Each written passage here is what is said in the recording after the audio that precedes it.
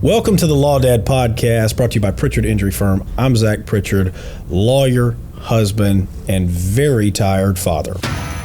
Dive into the heart of law and life with The Law Dad, Zach Pritchard, your guide through the world of injury law in North Georgia and Tennessee, where law, life, and leadership meet. Welcome to the Law Dad Podcast. Today we got a really special guest with us, a good friend of mine, Doug Belisle. Doug, thanks for making a little time for us today. Man, it's so good to be here. Yeah, good, dude. I'm pumped to have you here. I know that, we got a bunch of stuff to dive into. It's always fun having not only people who are super interesting, but also, you're friends with as well on here, so we can kind of dive into both. So, this being the Law Dad Podcast, let's start with just a little bit about who you are and then talk about being a dad. Yeah. I'm not from here, so that makes me a little bit of an outsider, but was born in the Midwest in Wyoming, grew up in Colorado right around the Denver area, and then just as life had it, moved east and south.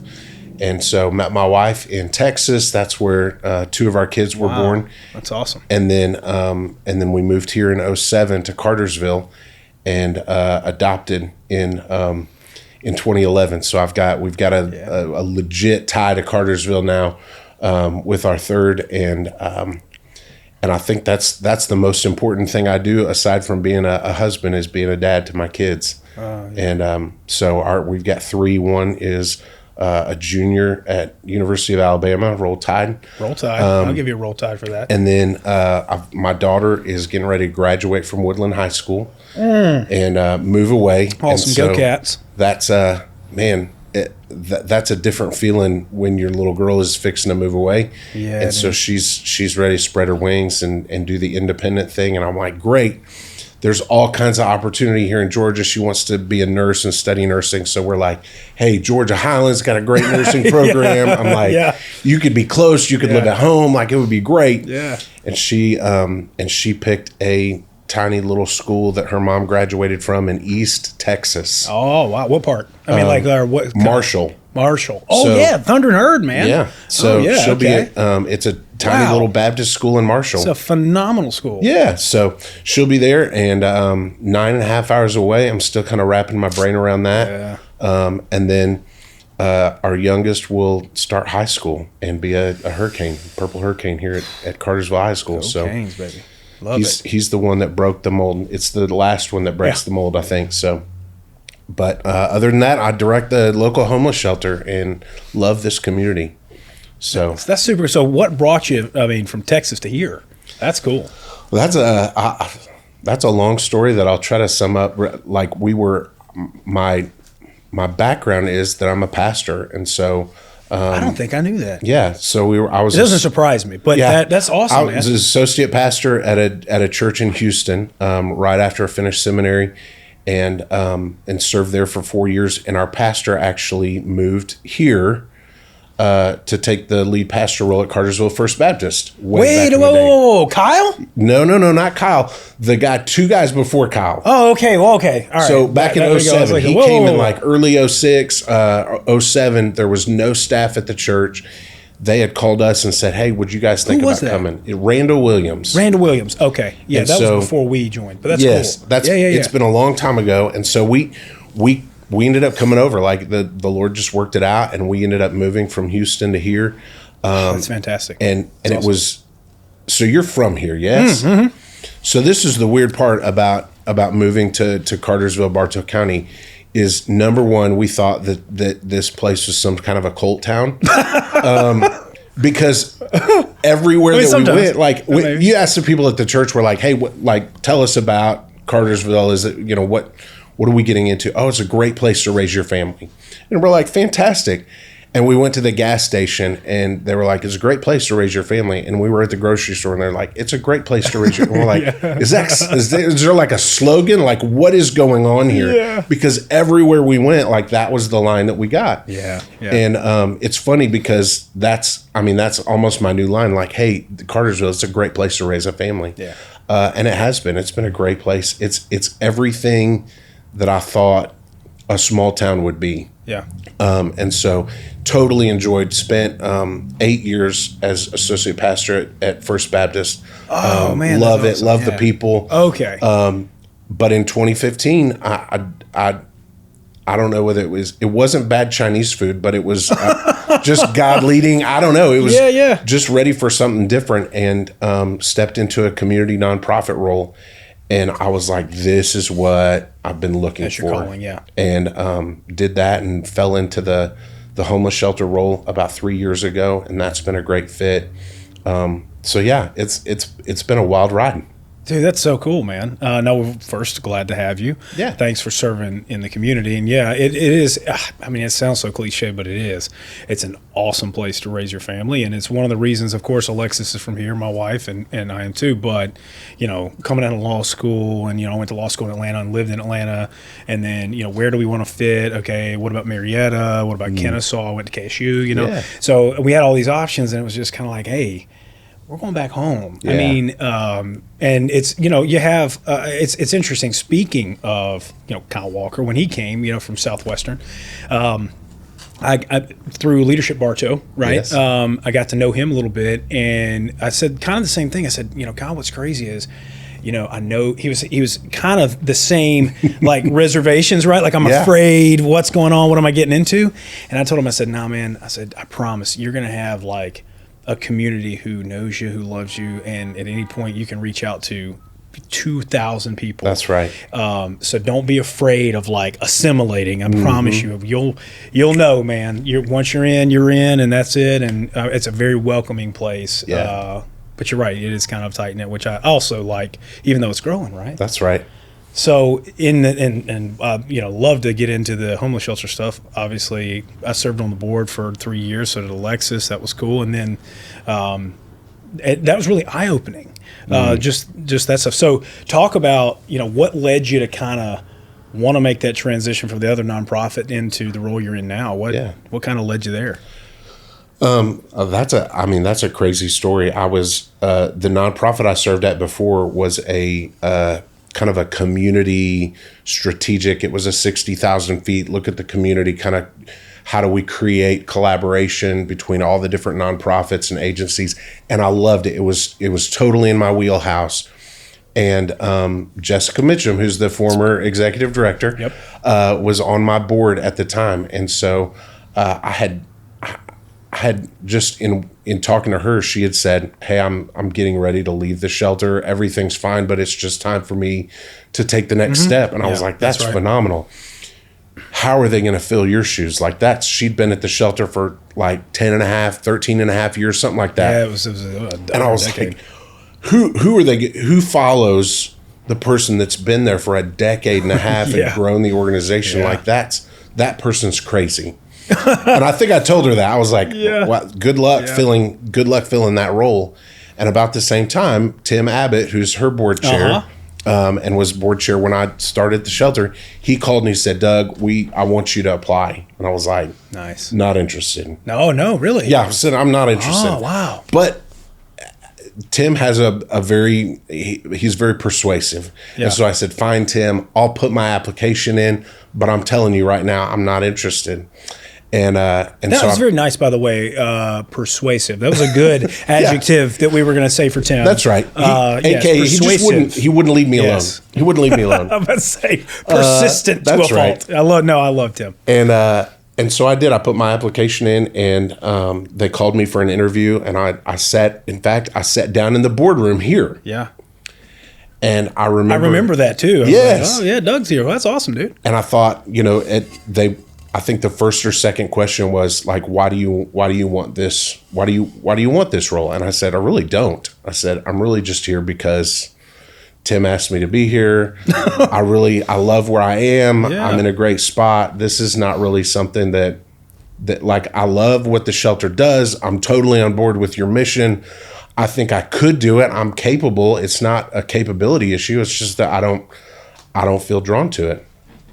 And everybody kind of looked at me funny, and it was no pressure. Like it was one of the only interviews I've ever done where I didn't feel pressure to try to perform or try to try to, get everybody to like me, because I was just really doing it as a favor to Tim Abbott. Right. And so that was done. I guess they liked it because they called me for a second interview. Yeah. And I was like, oh yeah, y'all really don't get the hint. Like, I'm sure. Okay, I'll do the second just interview. checking a box. Yeah. By the time I got to the second interview, I was like, I might actually want this. Like, this might actually be for me. Yeah. And so after the second interview, I was like, that went phenomenal. And a couple of weeks went by, and I think they called me for one third interview. And by the end of that third interview, I was like, if they don't offer me this position, I'm going to be mad. Yeah. Yeah. So now it's yours. Yeah. That's right. I was like, over the course of 3 interviews in about a month and a half, I went from not interested to, if they don't offer me this position, I'm going to be upset. Yeah. And sure enough, Tim called me one afternoon and said, hey, we want to offer you the position. I was like, that's fantastic. I'm ready. I'll take it. And so it's really been a great transition from kind of that 60,000 foot strategy, look at the community, to really boots on the ground and frontline service.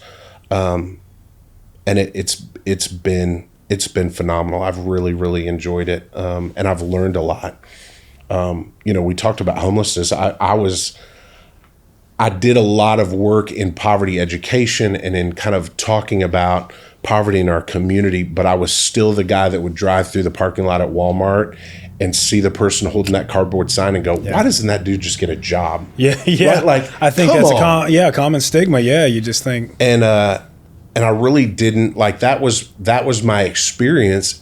And as I started working at the shelter, and as I started meeting some of the people that we were serving that were coming in, I was like, wow, this is way more complicated for that guy than just go get a job. Yeah, and absolutely. That came into, as the education that we do in the community is that's where I started. I was like, who was like me, who drives through the parking lot or is driving down the street and sees the person holding the sign, right, and says that, or that goes through their mind, and everyone, usually 80% of the room's like, yes, right. Why doesn't that guy go get a job? Sure. And I'm like, let me tell you why he doesn't. Right, like, right. There could be 1,000 reasons, but for the most part, the reason that guy doesn't go get a job is that he's got some barriers that stand in between him. That's just such and you're so right. I mean, admittedly, I would think the same thing too. Even if you go and you give them $1 or whatever else, you still think the same thing. It's like, hey, why don't you just, go try to work hard? That's geez, I work hard. Come on. That's right. But yeah, then you realize the gamut of things that these people are dealing with, and you go, okay, whoa, that's the tip of the iceberg, right? We can get there, but there's all these other things we got to figure out first. That's right. And it's so cool. You mentioned that too, just like all of the pieces coming together, and when you see all those pieces, it reminds me a lot of like when I, way back in the day when I was baby lawyer, just came out and started doing like juvenile law, right? Representing moms and dads. A lot of times, it involved substance abuse or something like that. And you have a case plan that you have to work, towards reunification, and to get all of those pieces aligned is so tough. There's a lot of resources. So yeah, man, I kind of was like you the whole time. And then we, Jessica's the one who asked us to be on the board. And then she deuced out. She was like, I'm out. I was like, oh, okay, now what? So we were scrambling, but Tim, that was just an awesome blessing, man. He found you, and I'm glad you stepped in that role, because you have, and objectively, you have done a phenomenal job. And I know that she paved the way, certainly, and that's always what you want, right? She paved a really good foundation, but you've been able to take it and expand it. I mean, to be honest with you, I could not even imagine, where we're at now. And really cool, like when I was thinking about this before, when you said yes to come on here, I was psyched, but I was like, God, I'm going to ask him, like, where do we go from here? Because, every year, I mean, I remember sitting on those committees and talking about Dancing with the Stars, right? That's right. And it just keeps getting better. It's like, my gosh, what? And then we say it every year. Every year we have to come back. Okay, how are we going to make it better this year? How are we going to do this? Is this the last year? Is this it? Yeah. Are we done after this?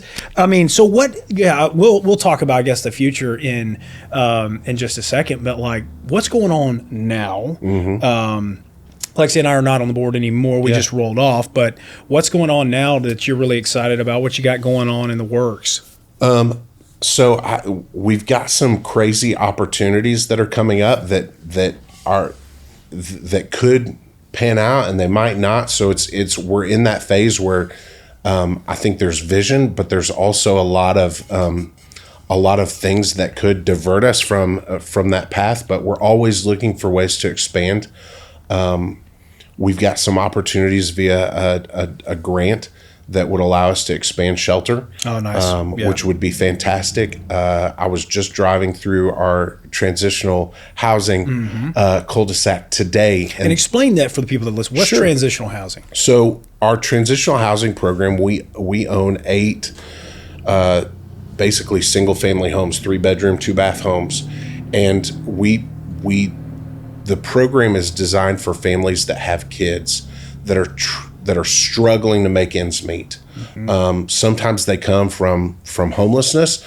Sometimes they come that they're on the verge of homelessness or very close to it.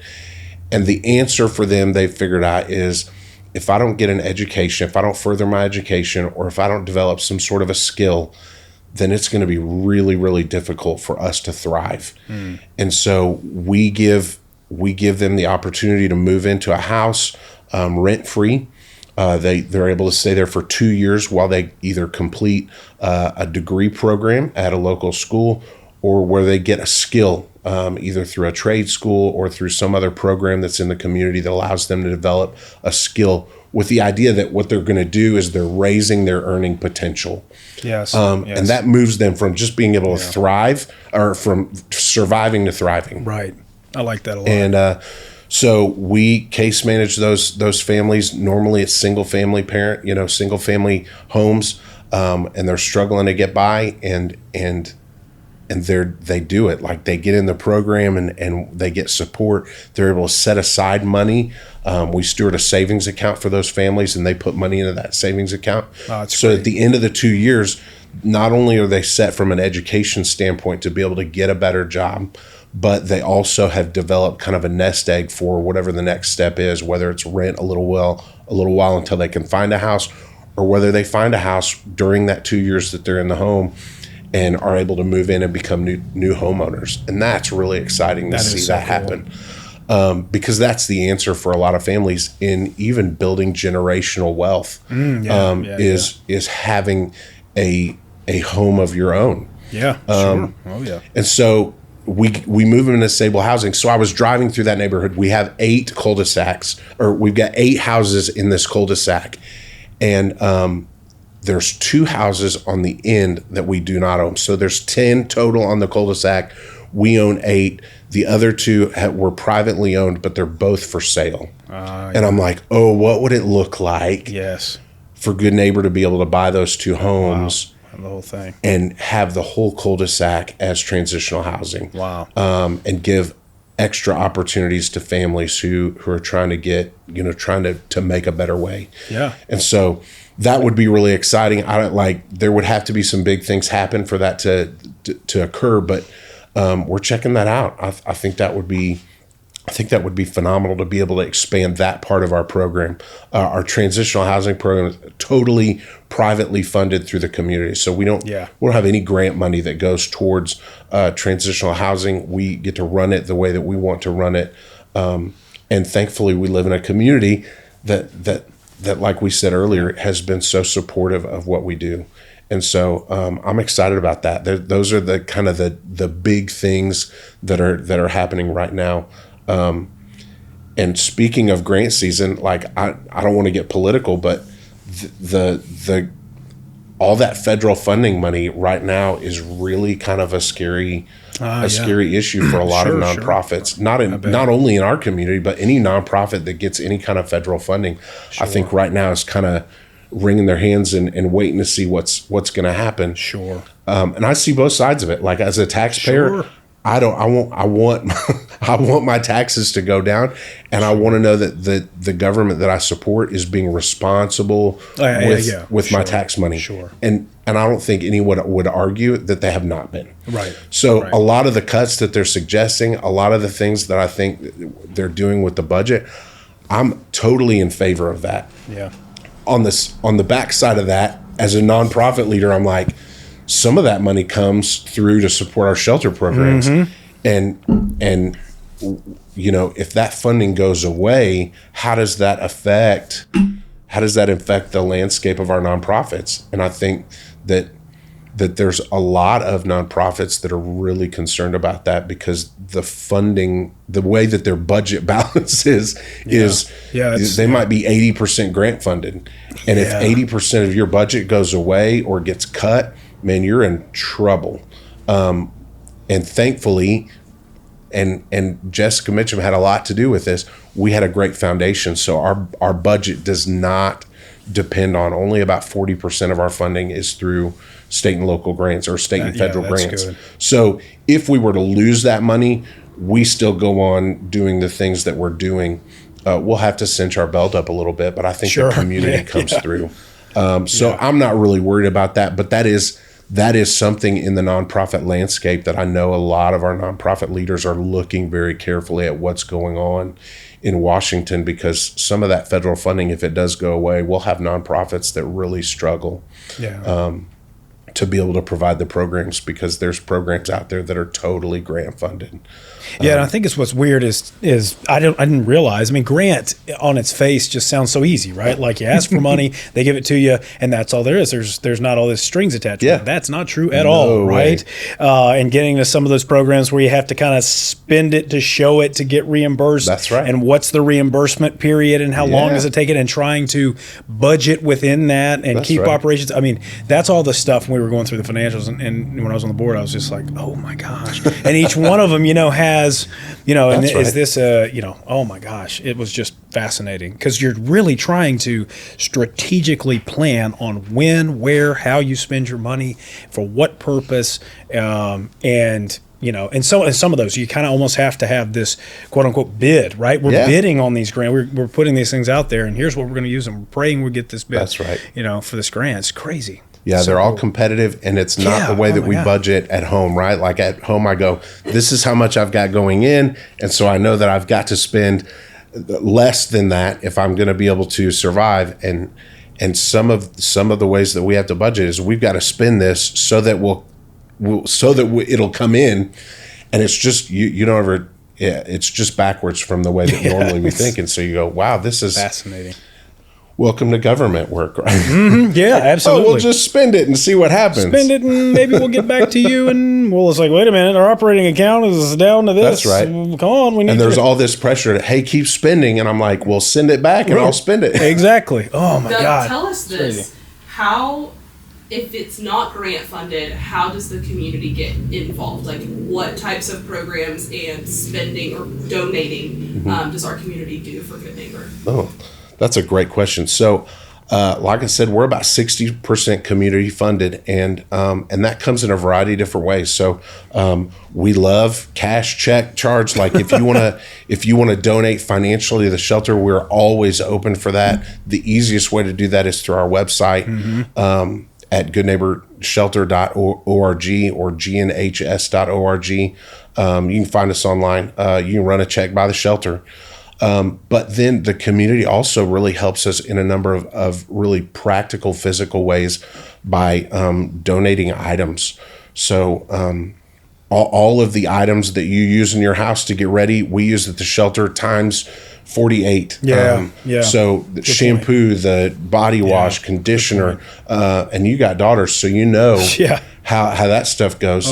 Toilet paper, like we receive all those kind of donations, clothing donations that are in season. And then I think one of the coolest things that our community does that really supports the shelter is we've got opportunity for people to become meal providers. Yeah. So you've been to the grocery store. That's right. Holy cow. Yeah. And we go to the grocery store too.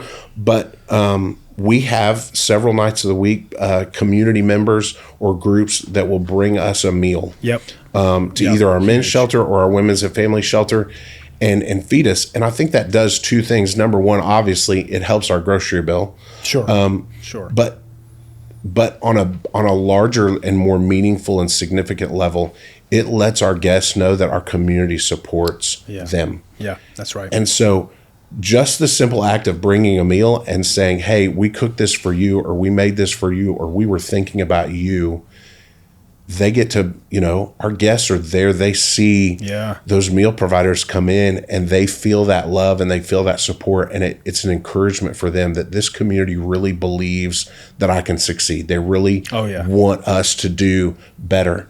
And that's been really cool. In fact, we have some former guests who have been through the program that are meal providers, they bring meals. And I'm like, cool. I love that because they really get it.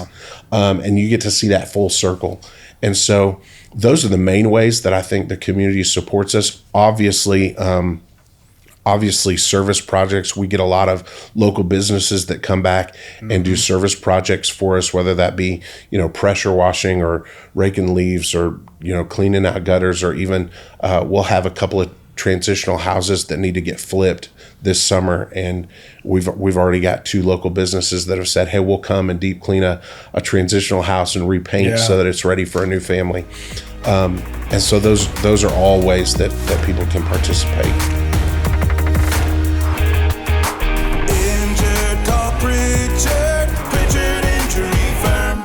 Yeah, just kind of, I would also just expand a little bit, because I didn't know until I was on the board, but just like you kind of already mentioned, but just reaching out, right? Yeah. And just saying, hey, what do you need, right? That's right. Is it supplies? Is it food? I will tell you candidly, I'm really, really pumped. So last year, I finally got over, I guess, the egg smoker anticipation or anxiety that I had. I was like, I'm really good with my Blackstone. I don't know if I'm going to bring out the smoker. So the cool part is I told Alexis, I got all this beef and stuff, and they don't care. My kids don't care about smoking. I'm like, hey, I made these awesome ribs. They don't care. AC will eat one of them, whatever, that's fine. But I told her, I was like, I've got a great idea. I love to smoke this stuff. I'll just box up some of it for us because y'all don't really give a crap, and I'm taking the rest of the shelter. I love it. Right? Yeah. That's so right. I was like, and they can give me feedback if it's terrible or if it needs to be. We love it. Whatever. So, and to your point as well, what's really cool, every time you go in there, inevitably there's going to be a guest or somebody there who is just thankful. Yeah. You can see their eyes oh yeah, we'll put it to good use. We've just dropped stuff off randomly, and yeah, I know I would probably say it's better if they signed up and you had a regiment. Sure. But even we don't ever turn it down. Right, but I think that's the point, right? Even if you're thinking, they don't need that. Yeah, just listen. You just dive in and bring some stuff. If you've got some extra stuff laying around, whatever it may be. That's cool, man. Yeah. Talk about some of I know we mentioned Dancing with the Stars, right?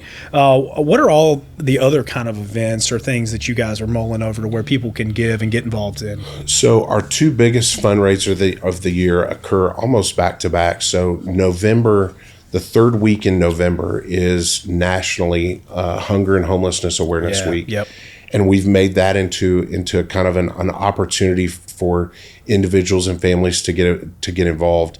And I think the biggest thing that we've done that's been really a cool project has been the Night in the Box. Got to give that back to Tim, right? Yeah. He has owned that, and what a guy. That's so incredible. With Tim, he started, and it's been so meaningful to him, and so we said, what if we expand that and give people the opportunity to participate in that in some practical ways. So huge. On a certain night in November, you can come out and spend the night with Tim in the box wherever he happens to be, or you can do what's called Family Night in a Box Challenge. And this is something that my kids have loved the past couple of years is we set up a tent in our front yard. Oh yeah. And we get a yard sign and we raise a little bit of money and promote awareness in our neighborhood about the neighbors that we have that live unsheltered. Yeah. And it's like my kids love it because it's like camping, right? Like yeah. Oh, yeah. We spend the night in the tent. This is awesome. Yeah. We sleep outside. And I'm like, this is not how our friends think. Like they are not. This is not, fun. We get to camp. Yeah. And so we get to talk about, hey, there are people that live like this. That's right. Yeah. Their everyday experience is I'm in a tent and I'm outside. This is my shelter. Yeah. From a dad's standpoint, it is different than backyard camping. Oh yeah, right. Where you're in a fenced-in area and you're in your backyard and nobody can see you, and like you feel secure because you're in the backyard.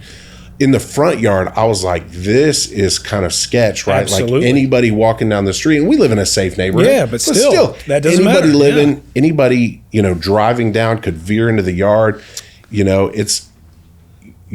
All these scenarios go through your mind. And it hit me the first time we did it. I was like, if this was the way that I live, and if the friends that I now have, that because I've been at the shelter, that I actually have friends that live unsheltered, and the experience of that fear every night, man, that does, like, I don't sleep well that night because every little noise and and when that's your existence, is I'm trying to survive, you enter that survival kind of mindset, and every little thing kind of sets you on edge. That, and I'm getting old. Like, I hate to say that. Oh, come on, man. I know. I'll be 49 this year. Wow. Which is crazy. It just happens. Because I don't feel 49 until I spend the night in a tent on the ground. On the ground. And then I feel about 89. Like, that's right. Not only do I not sleep well, but I have learned that I really appreciate the comfort of my bed. Oh, yeah.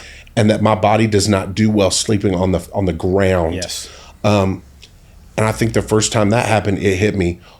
Wow, no wonder the health situation of our unsheltered folks and friends are like that. After a while, it just wears on your body in a way that is unhealthy. And so it's really a way to be able to kind of step into the shoes of someone that is surviving and feel that struggle, while at the same time advocating and educating not only the community, but it was great the conversations that I was able to have with my kids. Oh, yeah. And of course, because it's the third week in November, the next week is Thanksgiving week. And we had new things to be thankful for. That's right. We're like, thankful for inside. Thankful for an indoor bathroom. Exactly. Plumbing, yeah. Because that thing, like, in the middle of the night, it hits, like I said, I'm getting old. In the middle of the night, it hit me, and I was like, oh, shoot, I got to go to the bathroom. So I just went into my house, right? Like, I'm like, hey, but it's just a 20-foot walk to my into my house to the nice restroom. But for our friends that are living outside, that's not their experience. Not at all. And so just all the things that go through my mind, that first time that I did it, I was like, wow, this is really powerful. Yeah. And so that's a way that people can get involved. We always do a kickoff event with music, and of course we started selling T-shirts this year, and so that's a way that people can get a Love Your Neighbor T-shirt. But then our second biggest, and really the biggest fundraiser that we do is the Cartersville Dancing with the Stars in March, and that I think is really fun because it involves people from our community that get to get involved and really help not only the fundraising piece, which is huge, but also the awareness piece. And they learn throughout the process. And you guys know this because you've been a dancing couple. Yeah, like you've been a celebrity. Yeah, that's right. And so it's the hardest thing that they do. I want to say that for years we've talked about doing an all-star cast. Oh, sure. And nobody will do it again. Oh, no. Right? Like, I'm surprised about that. You go, hey, no, it's not the dancing, right? Like, you would go do the event in a heartbeat. Yeah. Oh, but would you go through 3 weeks of fun or 3 months of fundraising? That's the hardest part. Gosh, it was hard. And so people go, the dancing, yes, would totally do that again. The fundraising piece, no, that was really hard. And I get it. I mean, it's me too. You have 3 months to strategize. How are we going to meet our goal? And we push our couples hard, we're like, hey, you can do this. Let us support you. Yeah. But it is more work than you think it's going to be.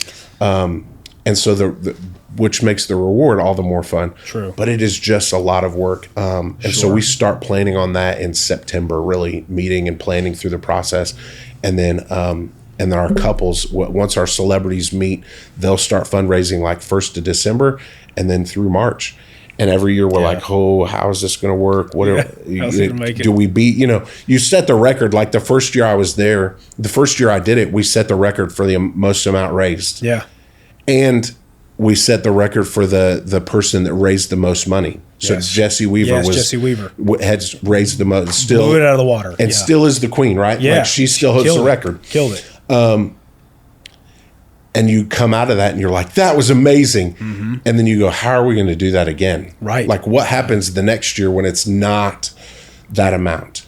And then the next year hits and we beat the record again. Yeah. And then this last year, not only did we beat the record, incredible, but we crushed the record. Crushed it. Hold me. I saw Steve Webb, walking into Ingles, and I was like, Steve, what happened? I have no idea. I still couldn't tell you. We going in, it's been a difficult fundraising season anyway.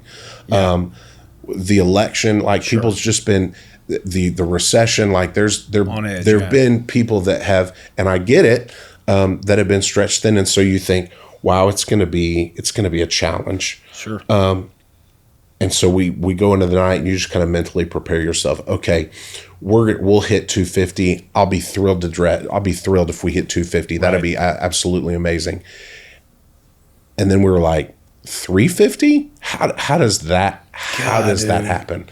And it happens because we live in an incredible community. That's true. And it shouldn't surprise me, but it always surprises me that people would be so generous and would sacrifice so much, and would go through, from our celebrity dancers to the community that shows up and supports all of their fundraising efforts, and then the night of vote. It's incredible. Yeah, it's a very special event. It's really interesting. I went down in my basement yesterday or whatever. We still got the crystal ball there. Oh, yeah. It's really cool. It's for anybody who's listening, as a former dancer and somebody who has also served on the board, I can tell you, the way that we got involved is it was the year after COVID. So you want to talk about uncertainty, That's right? The world didn't know what the world was going to do. And literally Dancing with the Stars was like one of the last events to happen before the absolute shelter in place shutdown. That's right. Right. So, I mean, literally that was like the big thing. And then whoops, we're never doing this again. Right. Go home. And anyway, so Jessica came to my office, and Alexis kind of was like, okay, I'm up for it. Kim Millsap, who's a great friend of ours, she and Matt had danced the year before, and they did a phenomenal job. They raised a ton of money. They did an incredible routine. Bobby, of course, choreographed. That was great. So we're like, all right, cool. Like she did so well, and like she's of course a group of friends. So we're like, well, it'd be really cool if all of our friends danced together, like like Kim did, and then of course Keisha and all them. Maybe we just go around. So anyway, that was Alexis's thought. That was not Zach's thought. Okay, so Zach's thought was, hey, this is a sponsorship opportunity. Yeah. Let me give you some money. And Jessica also just stubbornly persistent. I went through everything, Doug. I got to be honest. I was like, I will do the drink sponsor. I will be a presenting sponsor. Let's make a diamond or a platinum thing for me. That's right. It's totally fine. I'll sponsor the wardrobes. I really don't care. What do you need? And she the whole time, no. She's like, we have to have dancers. People, because of all of this stuff, they're not dancing. We've got to have dancers. It's like, right? Okay, fine. And I got to tell you, it was to this day still one of the most special things that we were ever a part of. It was amazing. The event was incredible. Like I said, we had our friends there cheering us on. It was so much fun. And then the hardest part, and I think everybody who has done it, is that Sunday comes after that, and you're supposed to go off to dance practice, and you're like, well, now what do we do? That's right. Like, and we literally, because we love, Chris and Bobby, thought about being like, hey, you want to meet us over at Real Life so we can go dance a little bit? That's right. So anyway, we thought about that a couple different times, and every time, believe it or not, so we danced to a mashup of Jason Derulo's "Want You to Want Me" and Whitney Houston's "I Want to Dance with Somebody." Okay. So it was a mashup. So it was really cool, and every time we hear either one of those two songs, like Alexis and I will look at each other and just kind of smile, So it's just a cool event. So if you're ever thinking about it, or you thought, I might could do that, or even think, I don't really want to do it, but I could raise money. Do it. You will not regret it. That's a great commercial. Yeah. We'll use that. And that's, I think you're not the only past contestant that would say that. No. That is once you get through it, you're like, that was totally worth it. Every bit. And so I love it. It's been great to be a part of it, and to see how it's evolved. And I'm excited. I'm excited about next year. Yeah, that's going to be so cool. So let me ask you, this is kind of going back to before. How is it? I mean, because I can tell you got a lot on your shoulders, my friend, and you always seem to do it, which is crazy, with a smile and with a great attitude. I don't think I've ever seen you be upset or angry or whatever. So that's just an awesome demeanor that you have. But I mean, that balancing that and life, being a dad, you've got kids all over the place and different, in a very pivotal time in all three of their lives. So how do you balance that stuff? Well, as you know, it's not easy. It doesn't happen by accident. And so a long time ago, I think we learned that if we don't prioritize those things, and if we're not intentional, especially as dads, right? If we're not intentional about making sure that we're there for our families, then it doesn't, it doesn't happen, or it doesn't happen to the level that our families need.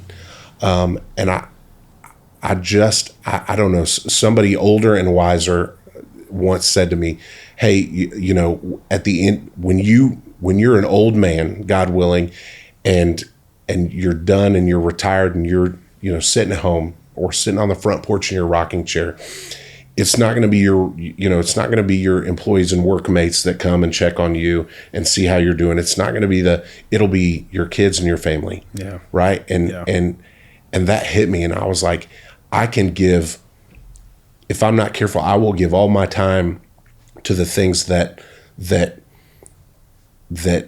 are not as important, and neglect my family. And at the end of the day, it's my family that's going to come through, and that is going to be with me and for me and be there for me, and that's going to need me at the end of the day. And if we don't take care of those relationships, we've got to, that bites us in the butt. Yeah. And not that stuff can't happen and doesn't happen, but I've learned if I'm going to cheat, I'm not going to cheat my family. Yeah. If I have to cheat work a little bit, I'm going to, and I think that's one of the things that that's been great for me as the boss. Yeah. At the shelter is we try to be very family centric, and so we do too. When junk happens at home, and I get when junk happens at home, do your family stuff. Yeah, go. And we build a team environment, so we take care of what needs to be taken care of at the shelter, and we support what goes on at work, because life is hard and family's tough. And it goes by fast. Yeah. That's the other thing that if I could go back and talk to younger dads, and so here we are, and if you're a younger dad and your kids are young, it's hard, and there's those moments that you feel like a taxi driver, where your nights and weekends are practices and games and matches. SSA soccer. That's right. And all this stuff. I love it and hate it at the same time. And you go, I can't, when is there a moment for me? That's right. And there's not. There's not really, no. Yet. Mm-hmm. But I miss, they say that you miss those moments, and I thought in going through them, there's no way I'll miss this. Yeah. And I don't miss the busyness of it, but now that my kids are older, man, I'm so excited when my son, who's away at college, when he calls just to say, hey, Dad, how's it going? And I'm like, man, buddy, I haven't seen you in months, and I know you're doing great, and you're in that season of life that you're living your best life right now. Yeah. But man, I miss seeing you. Of course. And he's great too. He's a great kid. And he is such a good kid, and he's figuring it out. And I'm getting smarter the older he gets, which is great. Yeah.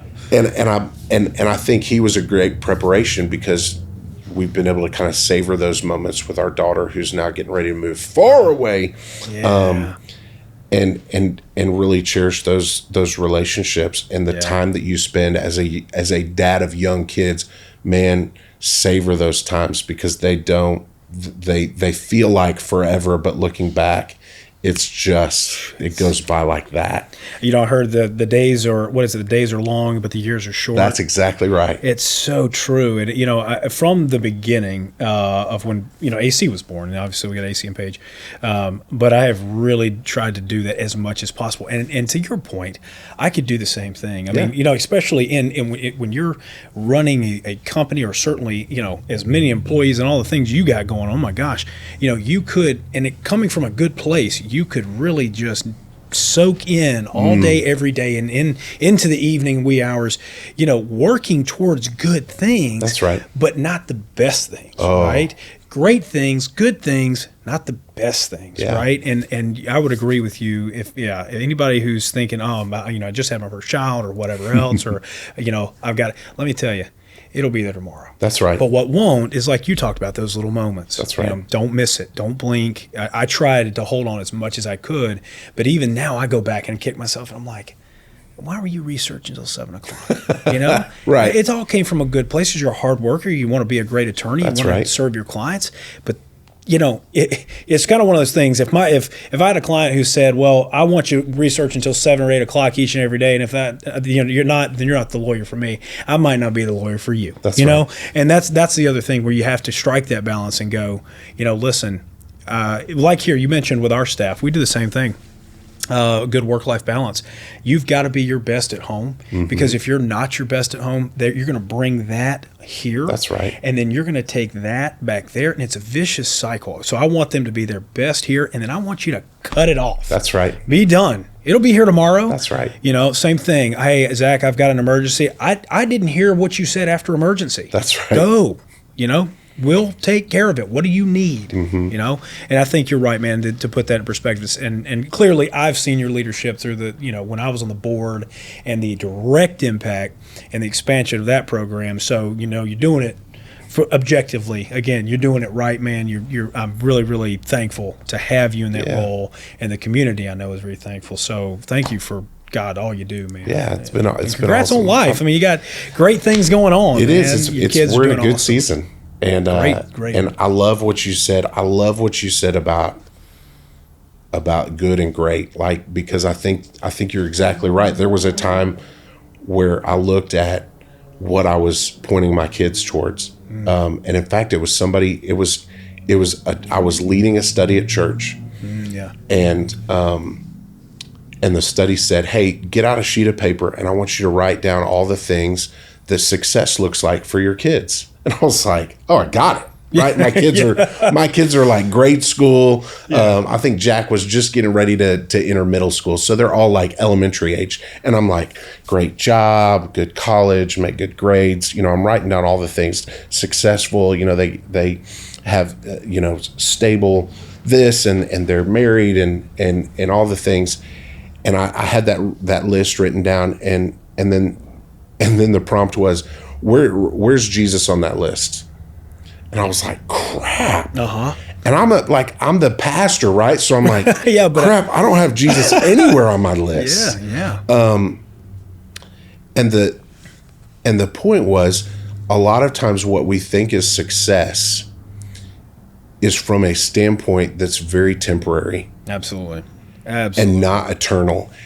And it was a gut punch that day. And I remember going home and talking to Sarah, and I said, Sarah, we've been aiming our kids at the wrong target. And the way that we parented changed because of that. Good. So it wasn't like good grades are important in our house, but not as important as doing your best. That's right. So it wasn't a huge shift. Yeah. It was the shift from you've got to have good grades because good grades will get you into a good college, and a good college will get you a good career, and a good career will get you a good house, and a good house will get right. It was all the it was all the stuff. Craziness how we do that to ourselves. And instead, it's not the stuff; it's the character. Yeah.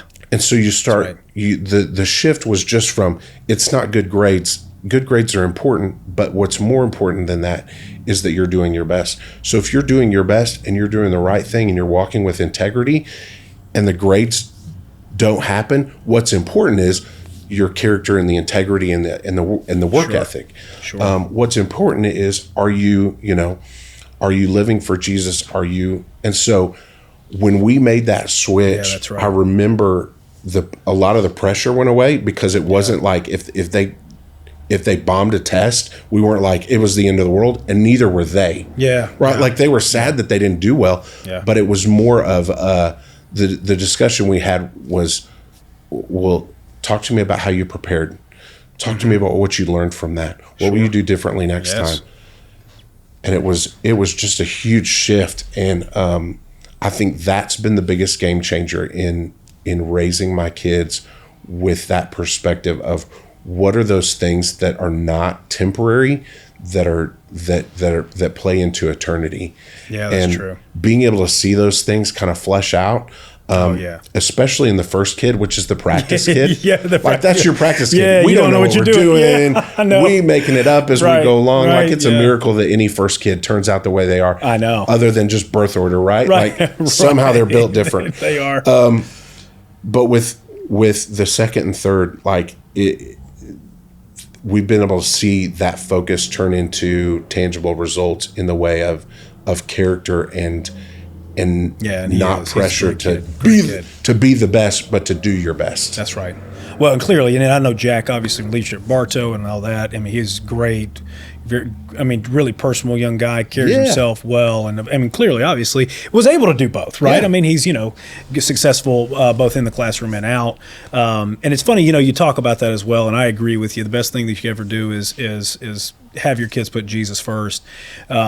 But it's also funny, some of the bigger picture things you're talking about, because the way that we hire, and unfortunately have to, in the very rare, we don't have a lot of turnover, which we're blessed, but we've got an awesome team of A players. But even in those scenarios where we had to, we hire and get rid of based on core values. Mm-hmm. I've got some of the absolute best paralegals, some of the absolute best employees that I've got here had zero training in the law before coming here.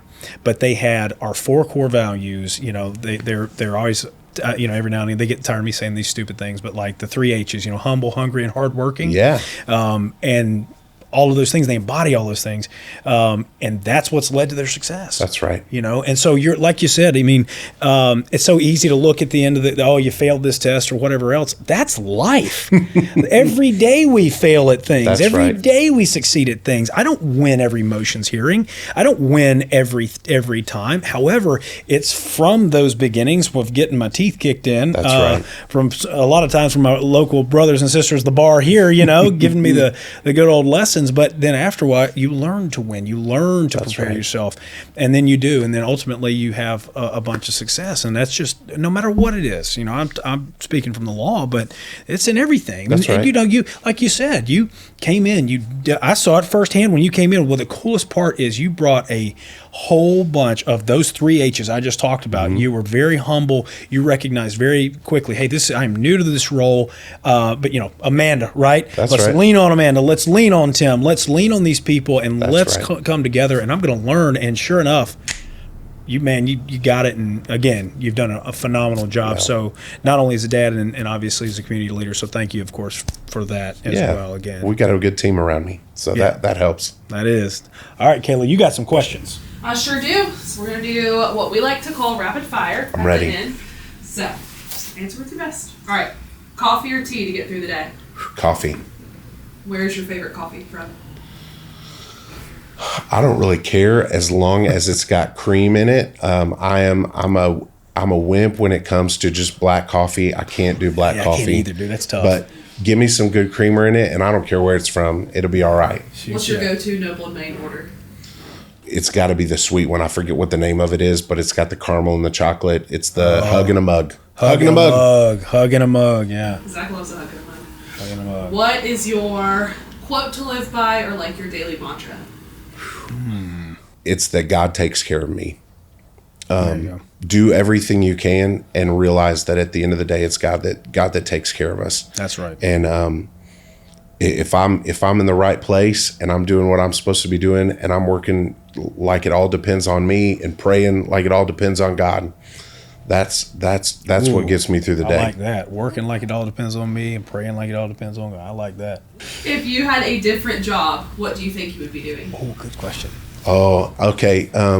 So at some point, not anytime soon, at some point, I would love to be a motivational speaker. Like I'd love to go out. So see that and do the tour. Like I'd love to be a motivational speaker. Yeah, I love that. You could do that for sure. Let me know. I'll buy a ticket. Right on.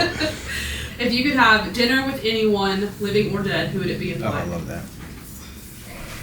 I mean, so the lame answer is Jesus, but I think it would be Elon Musk. Oh, because I think he's so on the edge right now of love, hate. Like either you love Elon Musk or you hate him, or he's the best or he's the worst. But I'm like and also from a fundraising standpoint, man, like you could get some. There would be a point at dinner which I was like, hey, by the way, how big of a check would you like to write to the good neighbor? Here's the stuff that we're doing. So as a fundraiser, there's a little bit. I'd be lying if I said there wasn't a little bit of selfish reason for that. But he's been such an innovator, and I just love to pick his brain about the risks that he's taken and his outlook on life and failure and success. He's come a long way. I'm going to back you up also too on the lame answer with Jesus. I told this, look, as a longtime Christian, and a Christian always in training, right? That's forever. Right. That's right. But I told Paige is if either of my kids are going to be a lawyer, it's going to be Paige, because she is so literal and dissects everything and the meanings of word. So she says the other day, she said something, and I said, honey, no, that's not true. I love you more than anything else in this world. And she goes, more than God? And I said, okay. You got me. 39 years. I'm putting this blanket statement out into the universe. Hear me, Almighty. You know this. That's you know my heart, right? When I say I love something more than anything else in this world or the most in this world, that's right. God's going to be a given, I got so angry, and I was like, God, I hope you won't strike me down for this, but I'm not going to say your name as number one anymore, because everybody who knows me ought to know you're number one. That's right. Okay, you're the given. That's right. So I feel it's in the fine print. It's the fine print. Yeah, it's there. It's the asterisk. It will always be there. Okay, that's funny. You just said the lame answer, because it is funny as Christians. You're like, it's Jesus, listen, right? I don't want you to forget Almighty. However, right? Yeah, I'm no more howevering. I'm just right. Lord. Okay, we're in. That's funny, dude. Good answers though. Stay connected with the Law Dad, Zach Pritchard, across all your favorite platforms. Dive deeper into the stories, insights, and behind-the-scenes moments that make The Law Dad your go-to podcast. Follow us on Facebook for updates and community shoutouts.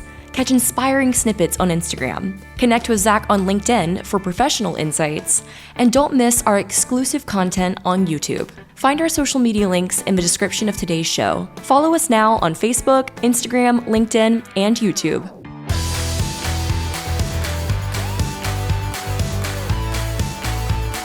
This show is for informational purposes only. It does not constitute tax, investment, or legal advice. Please consult with a qualified professional before taking any action.